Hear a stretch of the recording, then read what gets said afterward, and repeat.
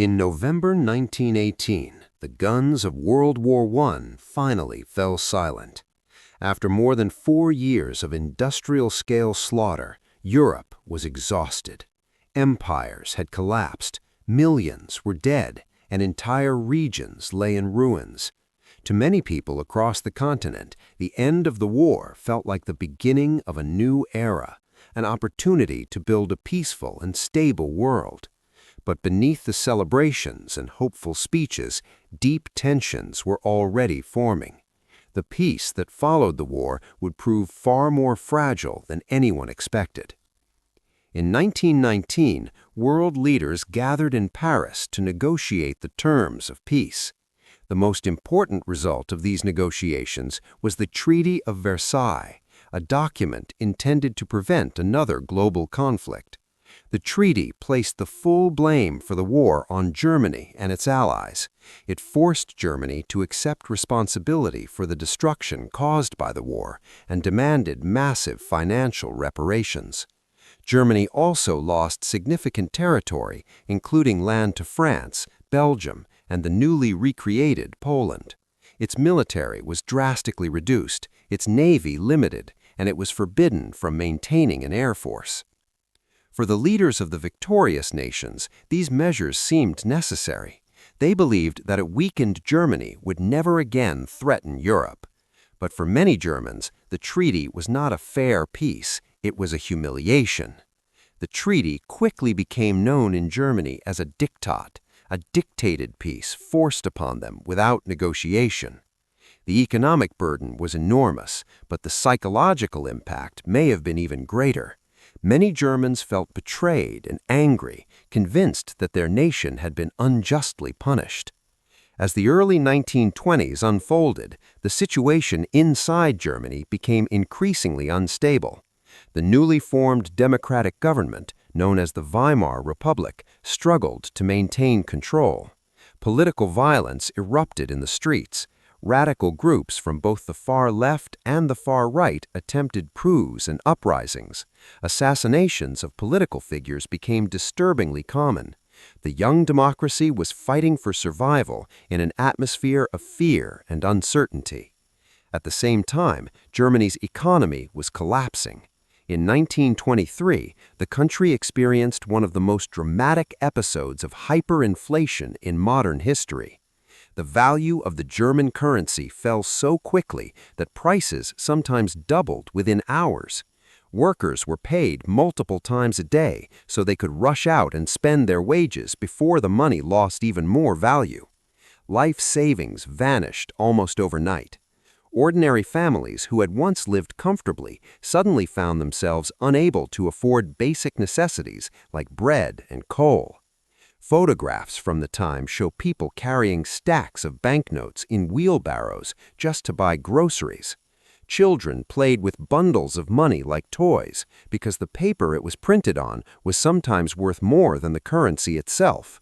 For many Germans, this economic catastrophe destroyed any trust they had in democratic institutions. The promise of stability and prosperity had been replaced by chaos. Meanwhile, the architects of the peace settlement had created a new international organization designed to prevent future wars. This organization was the League of Nations. Its goal was simple in theory, but difficult in practice. Nations would resolve disputes through negotiation rather than violence. If one country acted aggressively, the others would unite to stop it through economic pressure or collective action. At first, the League of Nations seemed like a bold step toward a more peaceful world. Many people believed that international cooperation could replace the old system of rival alliances that had helped spark the war. But from the very beginning, the League faced serious weaknesses. Perhaps the most damaging problem was that the United States, despite being one of the most powerful nations in the world and a key force in ending the war, chose not to join the organization. Without American participation, the League lacked the authority and strength it needed to enforce its decisions. Even among the countries that did join, there was hesitation. Many governments were reluctant to commit their military forces to defend distant nations. After the horrors of the Great War, public opinion in countries like Britain and France strongly favored peace at almost any price. Politicians knew their populations had little appetite for another conflict. This created a dangerous contradiction. The world had established an institution meant to preserve peace, but it lacked the power and unity required to stop aggression. For the moment, the system appeared to work. The early 1920s saw brief moments of optimism. Some diplomats believed the worst was behind them, yet the deeper problems remained unresolved. Across Europe and beyond, resentment, economic hardship, and political instability were quietly shaping the future. In Germany, anger over the Treaty of Versailles continued to grow. Nationalists argued that the country had been unfairly treated and needed to restore its strength and pride. These ideas began attracting support from people desperate for stability and direction. At the same time, the global balance of power was shifting. Old empires such as Austria-Hungary and Ottoman Empire had vanished, leaving behind newly created states with uncertain borders and fragile governments. Many of these countries faced their own ethnic tensions and political struggles. The map of Europe had been redrawn, but the peace settlement had not solved the rivalries that existed beneath it.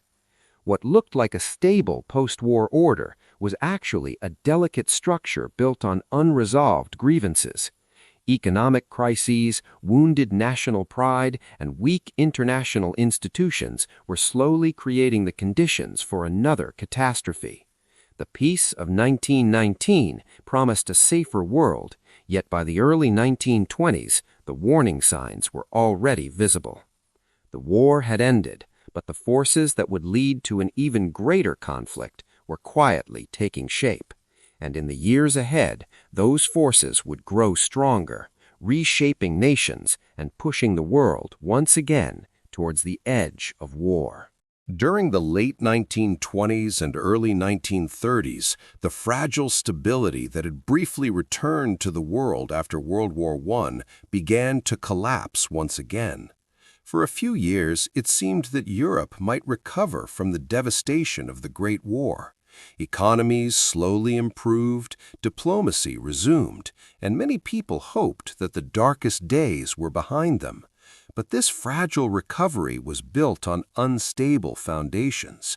Beneath the surface, political anger, economic weakness, and social unrest were quietly spreading across many countries.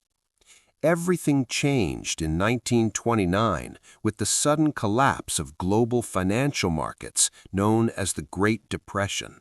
What began as a financial crisis in the United States quickly spread across the entire world. Banks failed, international trade collapsed, and millions of people lost their jobs almost overnight. Governments struggled to respond to the crisis, and for many ordinary citizens, the future suddenly looked uncertain and frightening. In industrial nations across Europe, factories shut down and unemployment soared. Families who had already suffered through the hardships of war now faced a new economic disaster. In some cities, unemployment reached levels that seemed unimaginable only a few years earlier. Long lines formed outside soup kitchens, and thousands of people lost their homes and savings. The crisis did more than destroy economies, it shattered people's faith in traditional political systems. Nowhere was the impact more dramatic than in Germany. The country was still struggling with the consequences of the Treaty of Versailles, and its economy depended heavily on foreign loans. When the global financial system collapsed, those loans suddenly disappeared. German banks failed, businesses closed, and unemployment skyrocketed. By the early 1930s, millions of Germans were without work, and many believed that the democratic government of the Weimar Republic was incapable of solving the crisis. As economic despair spread, political extremism began to gain support. Radical parties promised quick and dramatic solutions to the country's problems. Among these movements was the Nazi Party, led by Adolf Hitler. Hitler was a powerful speaker who understood how to channel the anger and frustration of ordinary people. He blamed Germany's problems on the Treaty of Versailles, political corruption, economic elites, and minority groups. His message promised national revival, economic recovery, and the restoration of German pride. Many Germans who had once rejected extremist ideas now began to listen. To people who had lost their jobs, their savings, and their faith in democracy, Hitler's promises sounded like a path out of chaos. The Nazi Party grew rapidly, winning more and more seats in elections. In 1933, Adolf Hitler was appointed Chancellor of Germany. Within months, he dismantled democratic institutions, eliminated political opposition, and established a totalitarian regime. Germany was not the only country where authoritarian movements were rising. In Italy, a new political ideology had already taken power more than a decade earlier. Under the leadership of Benito Mussolini, Italy had become the first fascist state in Europe. Mussolini promised order, national strength, and the revival of Italy's ancient glory. His government tightly controlled the press, suppressed political opposition, and promoted an aggressive form of nationalism.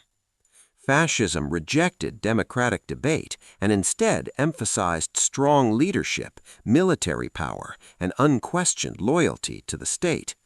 Mussolini believed that conflict between nations was natural and even necessary for national greatness. His regime began promoting expansion abroad as a way to strengthen Italy's position in the world. Meanwhile, in Japan, a different but equally dangerous political transformation was taking place. Japan had industrialized rapidly during the early 20th century and had become one of the most powerful nations in Asia. But the global economic crisis hit Japan hard as well. Falling trade and rising unemployment created political instability at home. During this period, the influence of the Japanese military grew stronger within the government. Military leaders argued that Japan needed to expand its territory in order to secure resources, markets, and security. Many officers believed that Western powers had unfairly limited Japan's influence in Asia. Expansion, they argued, was the only way for the country to achieve true independence and prosperity. As economic hardship spread around the world, these ideas of aggressive nationalism and authoritarian leadership began gaining traction in several countries. Democracies struggled to respond to the crisis, while authoritarian leaders appeared decisive and confident. Propaganda portrayed them as strong figures capable of restoring order and national pride. The international system created after World War I was not prepared for this wave of radical political change. The League of Nations, which had been established to maintain peace, lacked the authority and military power needed to stop nations that chose to ignore its rules. At the same time, many democratic countries were focused on their own economic problems and avoided confrontation whenever possible. By the early 1930s, the political landscape of the world was changing rapidly. Authoritarian governments were consolidating power, nationalism was intensifying, and military ambitions were growing stronger. The economic crisis had created fertile ground for leaders who promised strength, unity, and expansion. What began as an economic collapse was now transforming the political direction of entire nations. In Germany, Italy, and Japan, powerful regimes had emerged that rejected the existing international order. They believed their countries deserved more territory, more influence, and more power. And as these regimes grew stronger, they began looking beyond their borders. The world was entering a new and dangerous phase, one where economic desperation and radical ideology would soon turn into military expansion. By the early 1930s, the global balance of power was beginning to shift in dangerous ways. The economic chaos caused by the Great Depression had weakened governments across the world, while authoritarian regimes were growing stronger and more confident. In several countries, military leaders and nationalist politicians began to argue that expansion beyond their borders was the key to survival and national greatness. What followed was a series of aggressive actions that tested the international system created after World War I and exposed just how fragile it really was. The first major challenge to the post-war order came from Japan. In 1931, officers of the Japanese army stationed in northern China staged an incident that would quickly spiral into a full-scale invasion. Using the explosion of a small railway line as a pretext, Japanese forces moved rapidly into the Chinese region of Manchuria. Within months, they had taken control of the entire territory. This event became known as the Japanese invasion of Manchuria. Manchuria was an extremely valuable region. It was rich in natural resources such as coal, iron, and fertile agricultural land. For Japan's military leaders, controlling Manchuria would provide the raw materials needed to support industrial growth and military expansion. Soon after the occupation, Japan established a puppet state called Manchukuo, claiming it was independent. In reality, it was completely controlled by the Japanese military. China protested the invasion and appealed to the League of Nations for help. The League launched an investigation and eventually concluded that Japan had acted aggressively and should withdraw its forces. But the League had no real way to enforce its decision. No military action was taken, and economic sanctions were weak and ineffective. In response, Japan simply withdrew from the League of Nations entirely in 1933 and continued consolidating its control over the region. The message to the rest of the world was clear. A determined country could defy the international system and face few real consequences. The failure to stop Japan's aggression became one of the earliest signs that the global peacekeeping system was dangerously weak. Meanwhile, another authoritarian leader was watching events closely in Europe. In Italy, Benito Mussolini dreamed of building a new Roman Empire. He believed that Italy deserved colonies and influence equal to those of the great European powers. Mussolini also understood that foreign conquest could strengthen his regime at home by stirring national pride and distracting the population from economic problems. In 1935, Mussolini chose his target, the African nation of Ethiopia, one of the few independent countries left on the continent. Italy launched a massive invasion using modern weapons, tanks, and aircraft. Ethiopian forces, though courageous, were poorly equipped and unable to match the technological power of the Italian army. The conflict quickly became a brutal demonstration of modern warfare. Italian forces used aerial bombardment and even chemical weapons against Ethiopian troops and civilians. Villages were destroyed and thousands of people were killed.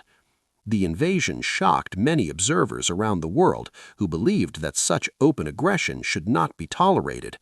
Once again, the Ethiopian government appealed to the League of Nations for assistance. The League condemned Italy's actions and introduced economic sanctions. But these sanctions were limited and carefully designed not to provoke a full confrontation with Mussolini.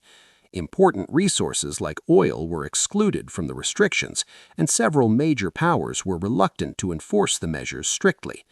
As a result, the sanctions had little real effect. By 1936, Italian forces had captured the Ethiopian capital and declared the country part of Italy's colonial empire. The League's inability to stop the invasion further damaged its credibility. Many countries began to doubt whether international agreements could truly prevent war. Meanwhile, another authoritarian leader was watching events closely in Europe. In Asia, Japan's ambitions did not stop with Manchuria. In 1937, conflict between Japanese and Chinese forces escalated into a full-scale war known as the Second Sino-Japanese War. Japanese troops advanced deeper into Chinese territory, capturing major cities and launching massive military operations. One of the most shocking episodes of the war occurred after Japanese forces captured the Chinese city of Nanjing. Over the following weeks, soldiers carried out widespread atrocities against civilians and prisoners of war. Thousands were killed, and the violence became one of the most infamous war crimes of the 20th century. The brutality of the conflict demonstrated how far militarism had already progressed in the years leading up to a wider global war. Despite the growing scale of these conflicts, the major democratic powers remained hesitant to intervene directly. Countries like Britain and France were still dealing with the economic damage caused by the Great Depression. Many of their citizens strongly opposed the idea of entering another war so soon after the horrors of the previous one. Political leaders often chose caution and compromise rather than confrontation. This reluctance allowed aggressive powers to continue expanding with relatively little resistance. Each successful act of expansion made the next one easier. Military leaders in several countries began to believe that the international community lacked both the unity and the determination to stop them. By the late 1930s, the pattern became increasingly clear. Aggressive regimes were testing the limits of the global system and repeatedly discovering that those limits were weak. The invasion of Manchuria, the conquest of Ethiopia, and the brutal war in China were not isolated events. They were warning signs of a world drifting steadily toward a much larger conflict. The international order established after World War I was slowly unraveling, and as the decade moved forward, the center of the next crisis would shift to Europe, where an ambitious and increasingly powerful Germany was preparing to challenge the entire balance of power. By the mid-1930s, the center of global tension was shifting toward Europe. In Germany, the government led by Adolf Hitler had begun transforming the country at an extraordinary pace. When Hitler came to power in 1933, he quickly dismantled democratic institutions, eliminated political opposition, and established total control over the state. But his ambitions went far beyond domestic power. From the beginning, Hitler had made it clear that he intended to overturn the international system created after World War I and restore Germany as a dominant force in Europe. One of the first major steps in this plan was the rebuilding of Germany's armed forces. The Treaty of Versailles had severely limited Germany's armed forces, restricting the size of its army and prohibiting the creation of an air force. Hitler openly rejected these restrictions. In 1935, he announced the creation of a new German air force and dramatically expanded the army. Massive rearmament programs began producing tanks, aircraft, and modern weapons at a rapid pace. These actions were clear violations of the Treaty of Versailles, yet the response from other European powers was cautious and restrained. Governments in Britain and France protested diplomatically but avoided direct confrontation. Many leaders believed that some of the treaty's restrictions had been too harsh and that allowing Germany to rebuild a limited military might restore stability rather than provoke war. Encouraged by this lack of resistance, Hitler took an even bolder step in 1936. German troops marched into the Rhineland, a region along Germany's western border that had been designated as a demilitarized zone under the Treaty of Versailles. The remilitarization of the Rhineland was a high-risk gamble. Hitler himself later admitted that if French forces had responded militarily, the German army would have been forced to retreat immediately. But no such response came. France, facing political divisions and economic concerns, chose not to act without British support. Britain, still deeply influenced by the trauma of the previous war, was unwilling to escalate the situation. The German troops remained in the Rhineland, and Hitler's gamble succeeded. This victory greatly strengthened his position at home and convinced him that the Western powers were unlikely to stop his ambitions. The next stage of Hitler's plan involved uniting all German-speaking populations under one state. His first target was Austria, a neighboring country with strong cultural and linguistic ties to Germany. Many Austrians supported the idea of unification, but the country's government initially resisted outside pressure. In 1938, Hitler moved decisively. German forces crossed the border and entered Austria without facing military resistance. Soon after, a referendum was organized that officially approved the union between the two countries. This event became known as the Anschluss. Germany had absorbed Austria into its territory, dramatically expanding its power and population. Once again, the reaction from the international community was limited. Although many leaders were alarmed by Germany's growing strength, they still hoped that diplomatic negotiations could prevent a larger conflict. The belief that concessions might satisfy Hitler's demands became the foundation of a strategy known as appeasement. The next crisis emerged in the region of the Sudetenland, an area of Czechoslovakia where millions of ethnic Germans lived.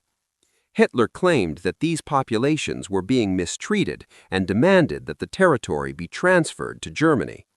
In reality, the Sudetenland was strategically important because it contained much of Czechoslovakia's defensive fortifications and industrial resources.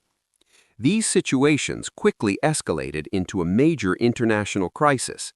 War seemed increasingly possible as German forces prepared their military forces along the border. Determined to avoid another devastating conflict, European leaders sought a diplomatic solution. In September 1938, representatives from Germany, Britain, France, and Italy met in Munich to negotiate. The result was the Munich Agreement. Without the participation of Czechoslovakia itself, the leaders agreed that Germany would be allowed to annex the Sudetenland. In exchange, Hitler promised that he had no further territorial demands in Europe. When British Prime Minister Neville Chamberlain returned to Britain after the negotiations, he famously declared that the agreement had secured peace for our time. Many people across Europe celebrated the announcement. After years of tension and fear, it seemed possible that diplomacy had prevented another world war. But the agreement also had serious consequences. By surrendering the Sudetenland, Czechoslovakia lost its most important defenses and much of its industrial capacity. The decision also sent a powerful signal to Hitler. Each time he pushed the limits of international agreements, the response from other powers remained cautious and conciliatory. Within months, it became clear that Hitler's ambitions had not been satisfied. The Munich Agreement had not preserved peace, it had only delayed a larger confrontation. Germany was now stronger than ever, and its leader had learned that bold actions could succeed without triggering immediate war.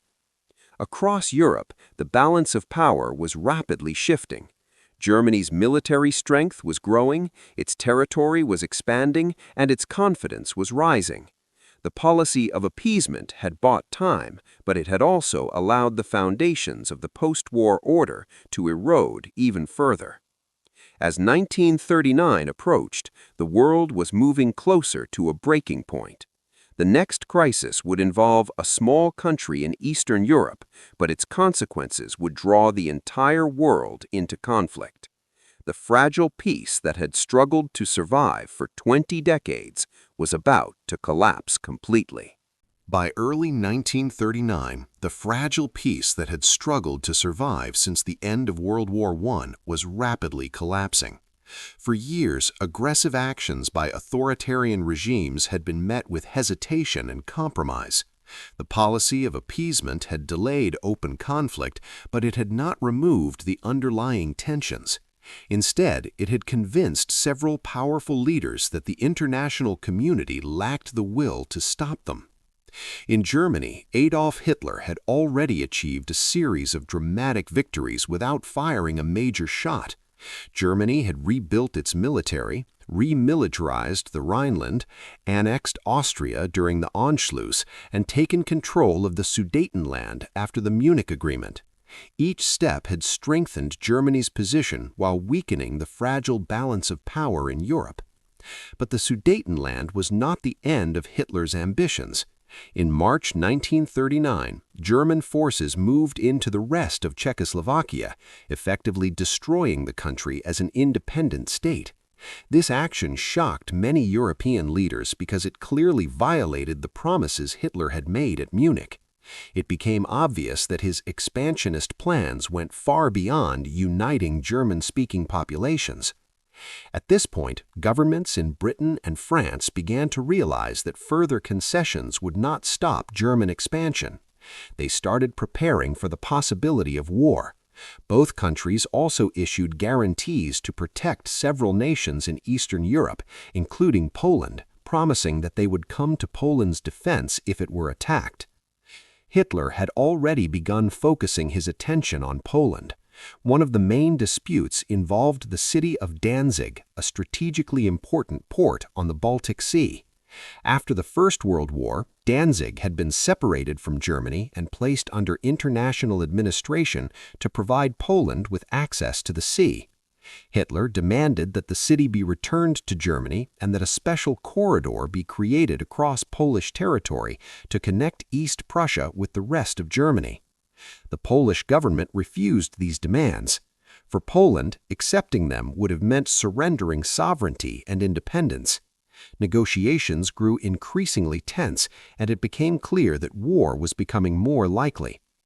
However, before launching an invasion, Hitler needed to solve one major strategic problem. Germany could not easily fight a war against Poland while also risking conflict with the Soviet Union on its eastern border. To avoid this danger, Germany entered secret negotiations with Soviet leader Joseph Stalin. The result was one of the most surprising diplomatic agreements of the 20th century, the Molotov-Ribbentrop Pact, signed in August 1939. Officially, the pact was a non-aggression agreement between Germany and the Soviet Union, promising that the two countries would not attack each other. But hidden within the treaty were secret protocols that divided large parts of Eastern Europe into spheres of influence. According to these secret arrangements, Poland would effectively be split between Germany and the Soviet Union. Other countries in the region were also assigned to one side or the other. This agreement removed the risk of a two-front war for Germany and cleared the path for Hitler's next move. Just over a week after the pact was signed, the final step toward global war began. On September 1, 1939, German forces launched a massive invasion of Poland. The attack used a new style of warfare that combined fast-moving armored divisions, motorized infantry, and devastating airstrikes. This strategy, often called blitzkrieg or lightning war, overwhelmed Polish defenses with speed and coordination. Cities were bombed from the air, communications were disrupted, and German forces advanced rapidly across the country. The Polish army fought fiercely, but it was outmatched by Germany's modern military tactics and equipment. 2 days later, on September 3, 1939, Britain and France declared war on Germany, honoring their promise to defend Poland. With that decision, a regional conflict in Eastern Europe instantly expanded into a global struggle. The long-feared World War II had begun. Within weeks, Soviet forces also entered Poland from the east, carrying out the secret terms of the Molotov-Ribbentrop Pact. Poland was quickly defeated and divided between the two invading powers. The map of Europe was once again being reshaped by force. Looking back, the outbreak of World War II was not the result of a single event. It was the culmination of 2 decades of unresolved tensions, economic crises, political extremism, and international failures. The harsh terms of the Treaty of Versailles, the devastating impact of the Great Depression, the rise of aggressive authoritarian regimes, and the inability of institutions like the League of Nations to stop expansion all played a role. By 1939, the fragile peace established after World War I had completely unraveled. The world was entering its most destructive conflict in human history, one that would reshape nations, redraw borders, and leave lasting consequences for generations to come.